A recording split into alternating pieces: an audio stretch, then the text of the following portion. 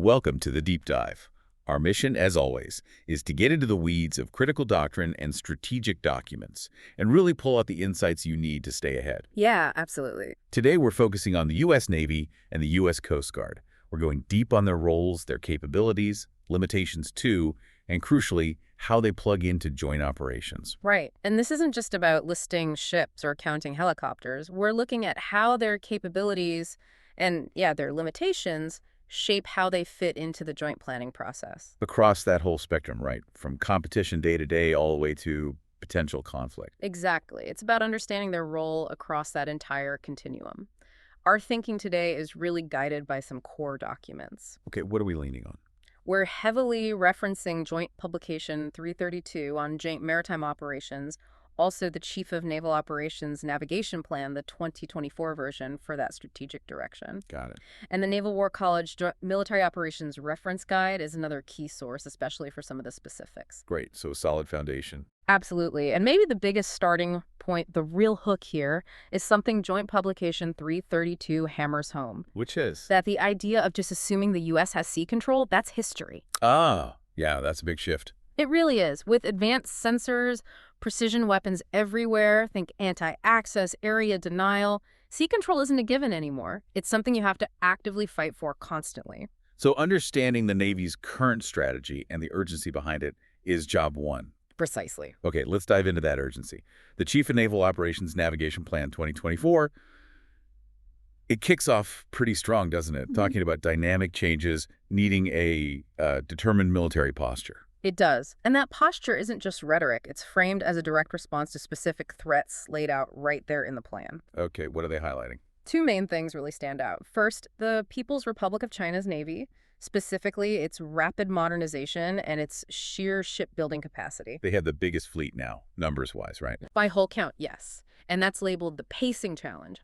It forces the Navy to think differently about everything, what ships to build, where to put them, how to operate. It demands immediate, sustained focus. Okay, so that's the capacity challenge. What's the second threat? The second one is described differently. It's Russia.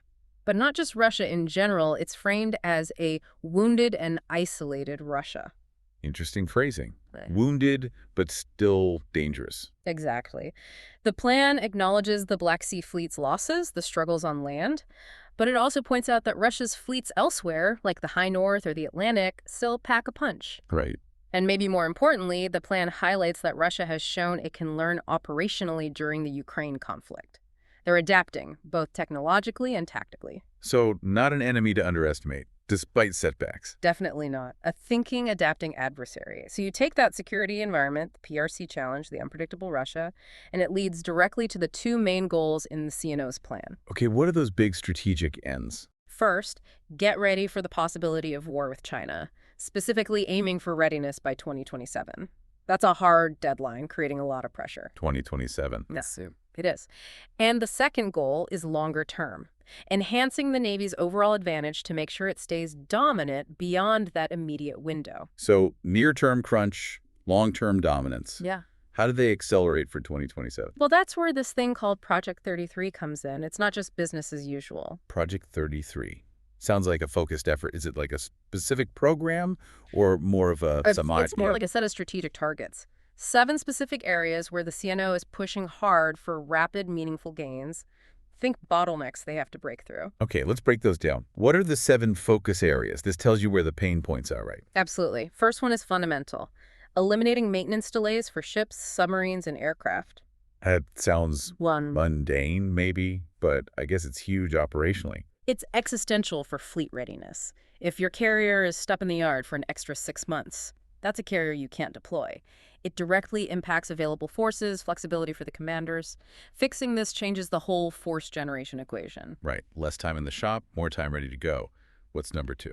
Scaling up robotic and autonomous systems and integrating them faster onto platforms. Ah, the unmanned stuff. So getting more drones, robot ships, subs out there quickly. Exactly. Building big manned ships takes forever and costs a fortune.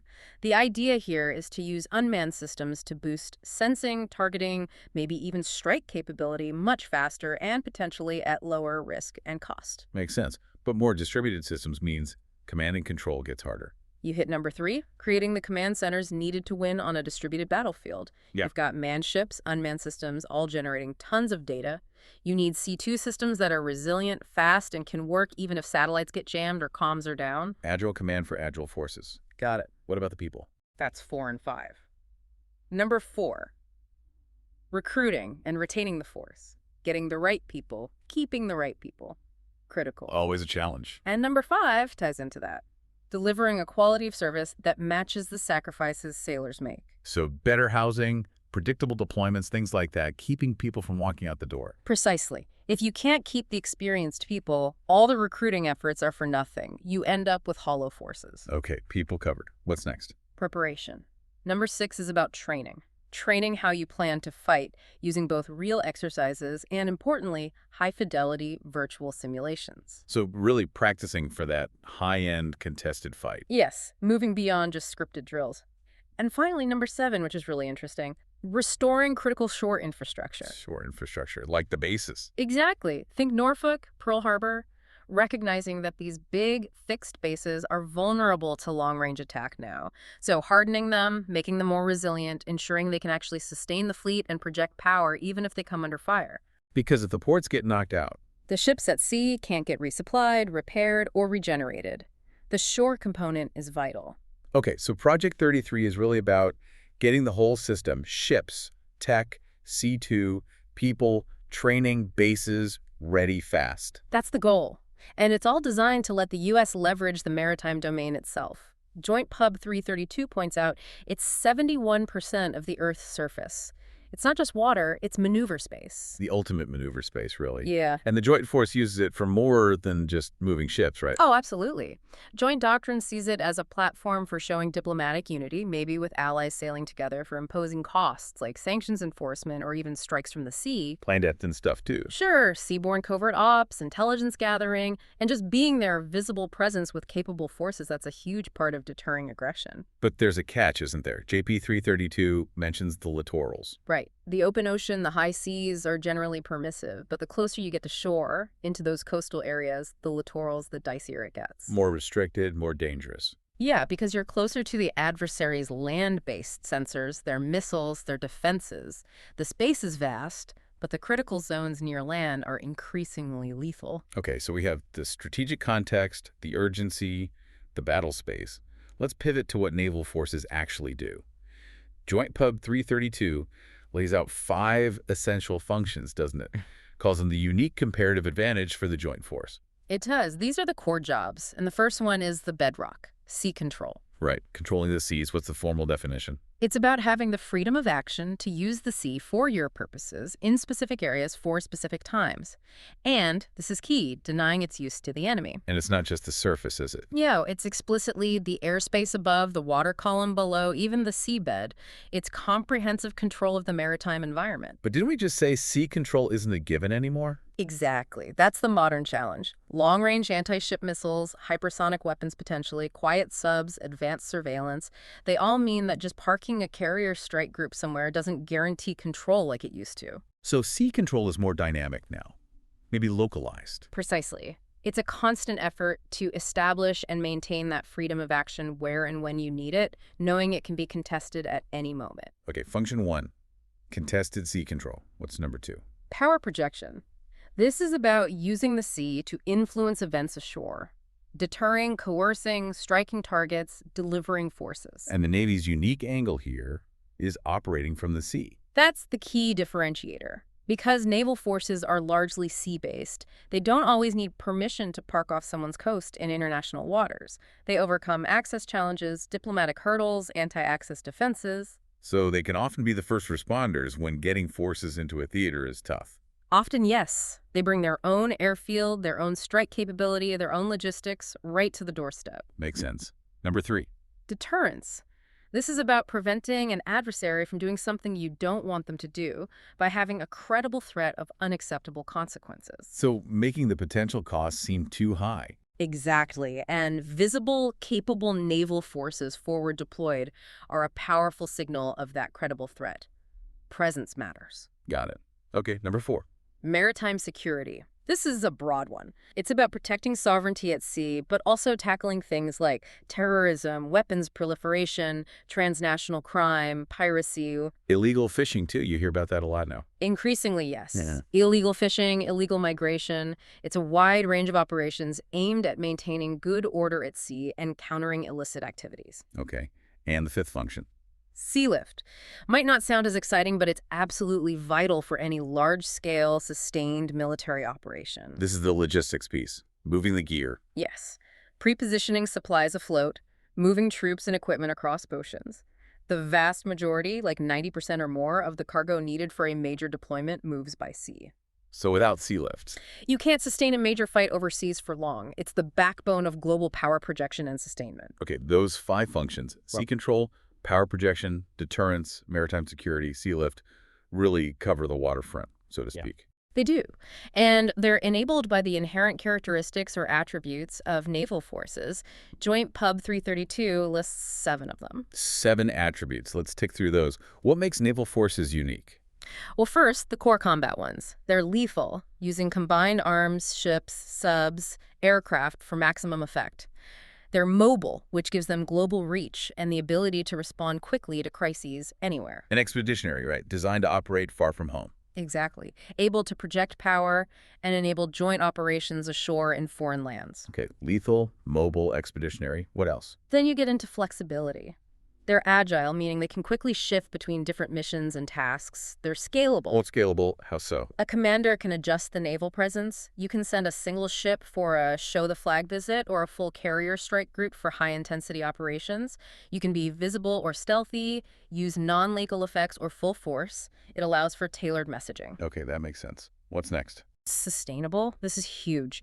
Naval forces can operate for extended periods far from home, relying on their own logistics and support ships. That independence from needing bases ashore is a big deal, diplomatically and operationally. It really is. It signals commitment and capability without relying on potentially fickle host nation support. And finally, they're versatile. Meaning they can do lots of different things. Yeah. Multi-mission platforms are the norm. A destroyer isn't just built for anti-submarine warfare. It's also doing air defense, surface warfare, maybe land attack. They have to be ready for major combat, but also things like disaster relief, often without needing a major refit. Like a Swiss Army knife you said earlier. Pretty much. That versatility is key to their value for the Joint Force Commander. All right, so we've got the big functions and the inherent attributes. Now let's get tactical. How does the Navy apply all this in specific warfare areas?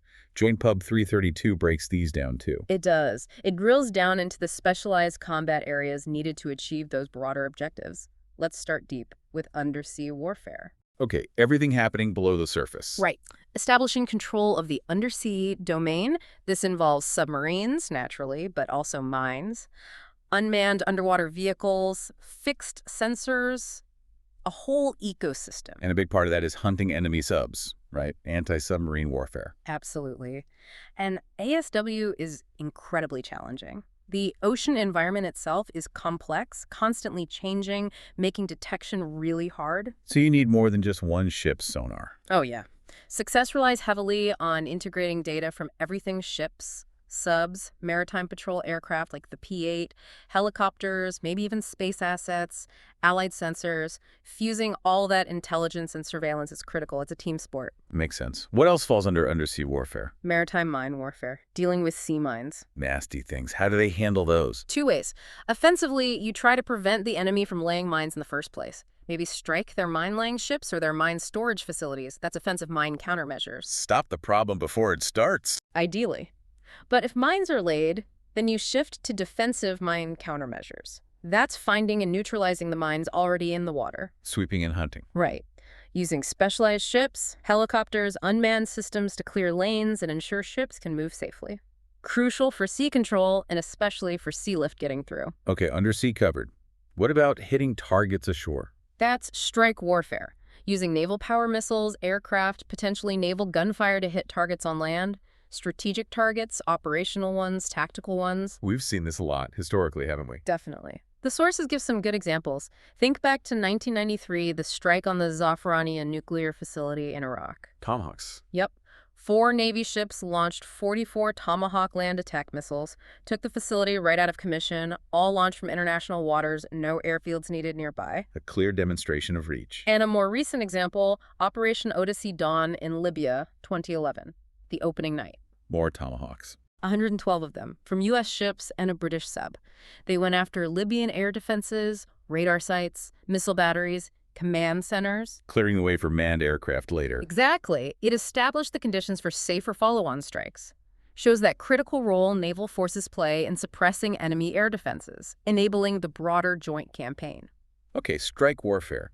What about defending the fleet itself, especially from air attack? That falls under air and missile defense. It's about protecting the force and potentially projecting defense further out.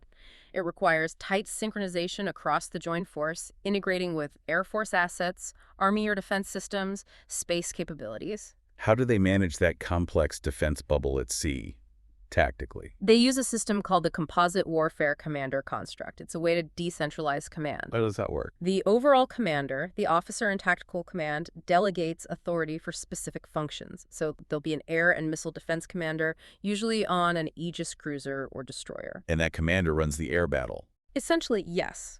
They establish engagement zones, maybe a close-in self-defense zone around each ship, and larger fighter engagement zones further out where friendly aircraft can intercept incoming threats. It allows for faster reaction times. Decentralized control for speed. Makes sense.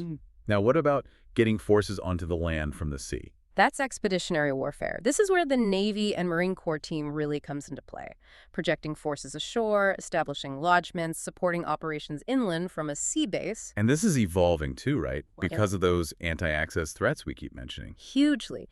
Joint Pub 332 talks about this idea of stand-in forces, the prime example being the new Marine Littoral Regiments, the MLRs. Marine littoral regiments, how are they different? They're designed to be smaller, lighter, more mobile, and easier to hide and sustain than traditional Marine expeditionary units. Smaller and faster. What's their job? Their specific mission is to operate inside the enemy's weapons engagement zone, persistently. Inside the danger zone, on purpose. Yes. To conduct sea denial, maybe launching anti-ship missiles from shore locations, and to provide crucial maritime domain awareness, feeding intel back to the fleet. They're the forward eyes and ears, and maybe shooters. Wow. How do they survive in there? Through something called Expeditionary Advanced Base Operations, or EABO. They set up temporary low-signature bases, maybe on islands or coastlines, within that contested area. Advanced bases, but temporary. Key point. They can operate from one spot, achieve mission-fire missiles, gather intel, and then pack up and move quickly, ideally within 24-48 hours, before the enemy can effectively target them. So maneuver warfare applied to basing itself. That's a good way to put it. It maintains presence and capability close to the adversary, where a big fixed base would just be a sitting duck. Okay, we've covered a lot on the Navy and Marines. But the Joint Maritime Force also includes the Coast Guard. And they bring something pretty unique to the table, don't they? Absolutely unique. The Naval War College Guide highlights this really well. The Coast Guard is, at all times, both an armed service and a federal law enforcement agency. That dual hat is the key, right? Yeah. Military capabilities plus law enforcement authorities. Exactly. It gives them this incredible blend of capabilities. Military discipline and platforms, but also the authority to board vessels, make arrests, enforce laws and treaties. This supports their 3 big roles: maritime safety, maritime security, and maritime stewardship. How does that law enforcement piece play out differently than, say, the Navy? Well, think about the competition phase, that gray zone below armed conflict. Maybe there's smuggling, illegal fishing, sovereignty challenges. The Navy, operating under Title X military authority, usually needs a very specific reason or authorization to board a foreign vessel on the high seas. It's a bigger deal for them to intervene. Right. But the Coast Guard, with its Title 14 law enforcement authority, can board and inspect vessels routinely to enforce U.S. law and international agreements. They have globally recognized authority for certain actions. So they can often act in situations where using the Navy might be seen as too escalatory or wouldn't even be legal. Precisely. They provide a crucial tool for presence and enforcement that doesn't carry the same geopolitical weight as deploying a warship for the same task. They're often the perfect instrument for those sovereignty protection or law enforcement scenarios. How do they plug into the bigger joint force structure then? Through their defense readiness mission, they actively support the combatant commanders CE TechCom, Indopacom, etc. around the world. By sending ships. Yes, deploying cutters, aircraft, and personnel, but also by lending their unique law enforcement authorities and expertise to joint operations, security cooperation efforts, partner capacity building. Can you give an example of that synergy? Yeah, the Ocean and Maritime Security Initiative, or OMSI, is a great one mentioned in the sources. This happens out in the Pacific. What do they do there? Coast Guard law enforcement detachments, SEDITAs, embark on Navy ships that are already transiting the region. So Coasties riding Navy ships. Right. And this allows that Navy ship, under the authority of the embarked Coast Guard personnel, to conduct boardings and inspections, particularly targeting illegal fishing, which is a huge problem out there. Ah, so leveraging Navy platforms with Coast Guard authority. Smart. Very smart. It massively increases the reach for maritime law enforcement, builds maritime domain awareness across huge ocean areas, strengthens regional partnerships, and supports the combatant commander's goals, all at the same time. Beyond regular cutters, does the Coast Guard have special units for tougher situations? They do. They have what are called deployable specialized forces, or DSF. These are units providing unique tactical capabilities for specific contingencies. Like what? Well, one key element is the port security units, or PSUs. What's their role? These are primarily reserve units, but they're trained and equipped to deploy globally and provide security for ports, harbors, critical waterways, especially in support of military deployments. Think force protection for strategic seaports. So ensuring those vital logistics hubs are safe, especially when sea lift is flowing. Exactly. They can operate in higher threat environments and are often tasked to support Department of Defense objectives overseas. They make sure the lifeline stays open. Okay. Any other specialized forces? Yes, the high-end tactical units are the Maritime Security Response Teams, the MSRTs. MSRT. What makes them special? These are highly trained, rapidly deployable teams designed for complex threats. Think counterterrorism, high-risk boardings, hostage rescue in the maritime environment. They can be tailored for specific missions. So they have specialized skills within the MSRT. Definitely. They have tactical delivery teams, experts in things like fast roping onto ships, complex CQC close quarters combat on vessels, and they also have chemical, biological, radiological, and nuclear CBRN response teams. Wow, CBRN capability too. Yes. Teams equipped to detect, identify, and deal with those kinds of threats found on ships or in port facilities. It's a specialized capability that most conventional forces don't possess, combined with the law enforcement authority to act. Okay, so we have all these pieces: Navy ships, subs, aircraft, Marines doing EABO, Coast Guard cutters, and specialized teams. How do you make them all work together effectively? That comes down to command and control. Right. Getting everyone singing from the same sheet of music. How does the joint system handle C2 for maritime operations? Joint Cub 332 lays out the key structures. At the top, organizationally, the Joint Force Commander, the overall boss for a theater or operation, will typically designate a Joint Force Maritime Component Commander, or JFMCC. JFMCC. And that person is in charge of all the maritime assets. Pretty much. Navy, Marines afloat, Coast Guard assigned, even Special Operations Forces doing maritime tasks, or Army forces embarked on ships. The JFMCC is responsible for planning and executing the maritime portion of the campaign, ensuring it aligns with the overall joint effort. Okay, who supports the JFMCC? Where does the actual planning and execution happen? That happens primarily within the Maritime Operations Center, the MOC. Think of the MOC as the JFMCC's headquarters, the nerve center. The operational brain, you called it earlier. Exactly. It's where the staff does the detailed planning, issues directives, monitors ongoing operations, assesses progress. It's the hub for the operational level of warfare at sea. And these MOCs need to be pretty adaptable. Absolutely. The doctrine stresses they need to be flexible, tailorable, and scalable. Flexible to shift priorities quickly. Tailorable so you can plug in experts as needed, maybe cyber folks, space liaison officers, legal advisors, and scalable to handle anything from a small operation to a major fleet engagement. Okay, that's the operational level with the JFMCC and the MOC. But maritime ops happen over vast distances. How do they manage things tactically in real time? Interlaced control from the MOC often isn't fast enough for tactical decisions, so they rely heavily on tactical decentralization. The commander actually out there on the water, the officer in tactical command, or OTC. The person in charge of the specific task force or group. Right. That OTC uses the composite warfare commander construct we touched on earlier. Remind us how that works again.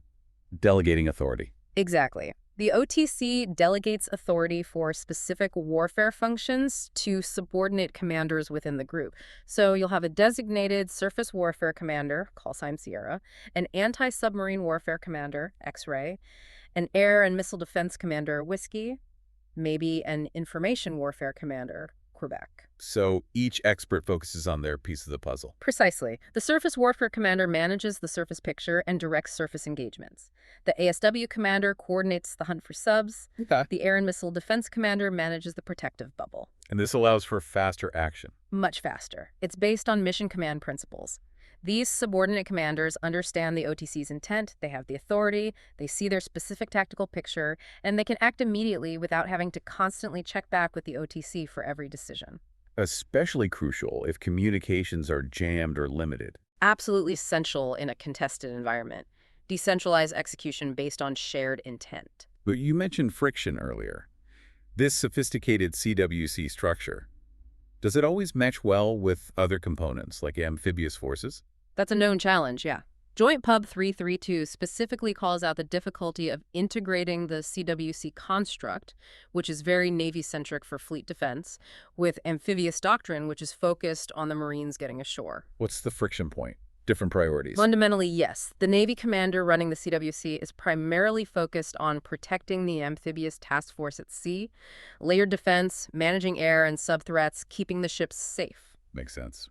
Protect the high-value assets. But the Marine commander, the commander landing force, is focused on getting ashore, building combat power on land, achieving objectives inland. Their focus shifts to the beach and beyond. So who controls, say, the Marine helicopters or attack jets once they launch from the ships? Are they part of the CWC defense structure or supporting the Marines ashore? And that's exactly where the coordination needs to be extremely tight.